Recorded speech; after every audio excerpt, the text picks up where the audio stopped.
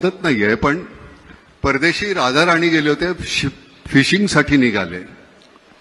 आपल्याकडे ती पद्धत नाहीये. आणि फिशिंगला निघाले असताना रस्त्यामध्ये एक गाढवावर बसून एक कोळी चालला होता, खांद्यावर गळ होता. राजाने विचारलं, काय रे, मच्छी पकडायला का? तो म्हणला, नाही महाराज, आज मच्छी पकडायला जाणार नाहीये, वादळ आहे, खूप मोठा पाऊस येणार आहे. म्हटलं, मूर्ख माणसा, मी माझ्याकडे खूप पगार देऊन हवामान तज्ज्ञ ठेवलेला आहे. त्यांनी सांगितलं, तुम्ही जा, खुशाल, काही होणार नाहीये. राजा पुढे गेला.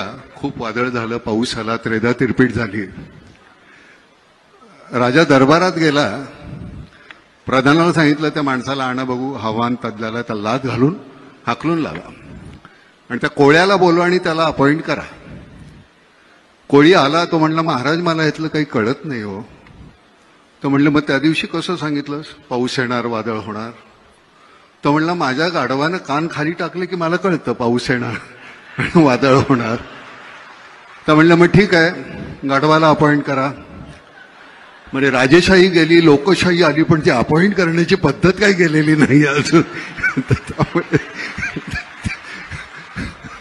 तर ही जी गंमत आहे, अरविंद इनामदार आमचे जे कमिशनर होते, त्यांची एक पद्धत होती बोलण्याची. या देवा, कसं काय देवा, काय काय आणू का तुम्हाला, काय देवा. त्यांच्याशी बोलताना एक दिवस ते म्हणाले, ना मला काही कळत नाही, आमच्या पोलीस खात्यातल्या लोकांना, काही मंडळी ना, सगळ्यांना नाही, पण ते का पैसे खावेसे वाटतात. अहो, आम्हाला जेवढा पगार मिळतो का नाही, तो खर्च होत नाही हो. त्या माणसाची, म्हणजे शेवटपर्यंत अरविंद इनामदारांच्या घरी ब्लॅक अँड व्हाईट टीव्ही होता. अरविंद इनामदार गेले तेव्हा सुद्धा. तर ही आपल्याकडे अशी माणसं आहेत. लालबहादूर शास्त्रींच्या घरी ज्यावेळी त्यांचे मित्र पैसे मागायला गेले, मला एक 200 रुपये पाहिजे, त्यावेळेचे 200 रुपये. लालबहादूर शास्त्री म्हणले, माझ्याकडे नाही आहेत एवढे पैसे. त्यांची बायको म्हणाली, नाही, माझ्याकडे आहेत. तिने 200 रुपये दिले काढून. शास्त्रींनी विचारलं, तुझ्याकडे एवढे पैसे आले कुठून? ती म्हणली, नाही, दर तुम्ही पगारातून देताना त्यातले 5-10 रुपये मी वाचवते. त्यांनी गव्हर्नमेंटला पत्र लिहिलं की मला ह्याच्या पुढे माझा 10 रुपये पगार कमी करा. यशवंतराव चव्हाण गेले त्यावेळी त्यांच्या खात्यावर 25,000 रुपये नव्हते.